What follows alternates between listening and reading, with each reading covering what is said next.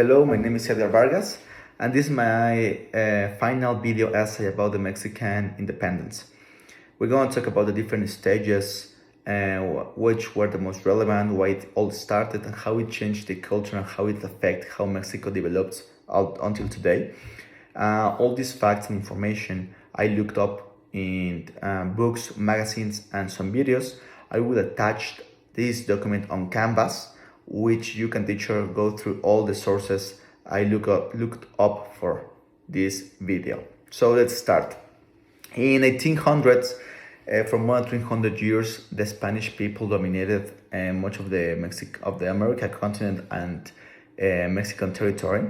And there was a great discontent over the inequality of distribution of wealth. The society was divided into castes depending on what your family did for living and what did you do, where the place of birth. So in 1810, in the New Spain, there were several groups that conspired against the government. And then here we have our first leaders that are Aldama, Allende, and Miguel Hidalgo. And these people had the leadership of independence. They were discovered. So this led to the start of this war on September 16th, 1810. Okay, the first stage, the first steps. At the beginning of independence, the people began to fight, and the first important event, one of the first important events that took place was the control of Algóndiga de la Granaditas in Guanajuato on September 28, 1810. This was where the legend of the Pipila was born, the man who put a stone on his back to get access to this place. Then later the insurgents will advance toward Valladolid on October 17, while the Battle of El Monte de las Cruces took place on October 30 of the same year. Second stage, the organization, years 1812 to 1815.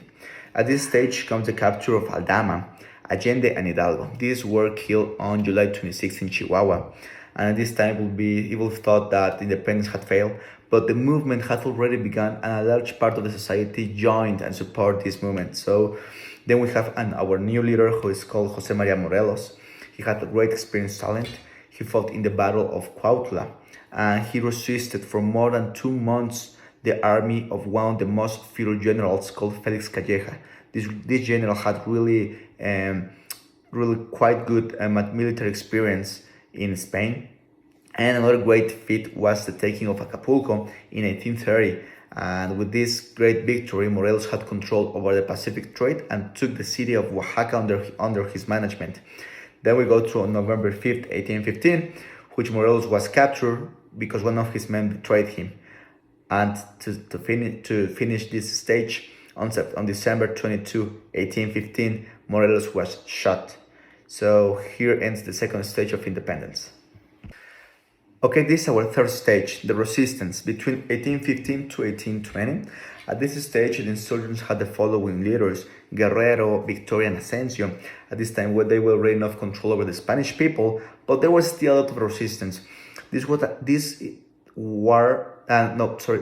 war was on a critical point, and at this time, it is called the breaking point from the Mexican independence. At this time, a new governor arrives from Spain, Juan de Apodaca, and he started to forgive all the insurgents who surrendered.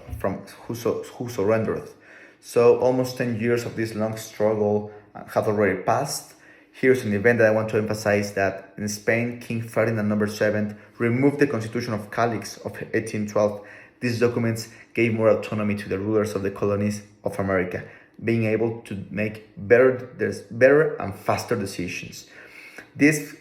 All these events make that the King of Spain put Agustín Iturbide at his service, and he was tasked with ending the last resistance of Vicente y Guerrero.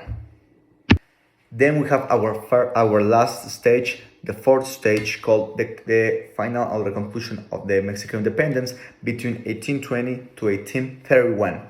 On February 10, 1821, the Acantepan embrace took place, which was the meeting of Iturbe and Guerrero, making an alliance between these two. On February 24, Iturbe proclaimed the Plan of Iguala, which spoke of religion, union, and independence, and these were the Trigarante army was born. So the treaties of Cordoba are signed between Agustin Iturbide and Juan de Ornoju on August 24th. And well, this is where the Trigarante army entered to the Mexico City, and on September 28th, the Mexican Independent Act was signed. However, the war did not end here because Spain did not recognize this independence. The Spanish people had a lot of battles for the reconquest. They failed, and it was until 1836 that Spain recognized the independence of Mexico. Okay, well, thanks to this movement, we can live in Mexico with total freedom and we being able to interact with other countries. I would like to add that these events are really tough, but they really shape the culture, the society, and how the country will develop in the following years. All North American countries go through this, and I believe that these events are necessary for truly progress. Now Mexico is considered one of the 20 best economies worldwide. So I believe that North American countries, all of them have their own problems, but we're doing something quite right, some others quite wrong. But I really love my country, and I really respect these people that fought for us. And to finish, I would like to finish with this quote that bad times create strong people create good times create weak people, and weak people create bad times. Thank you, teacher.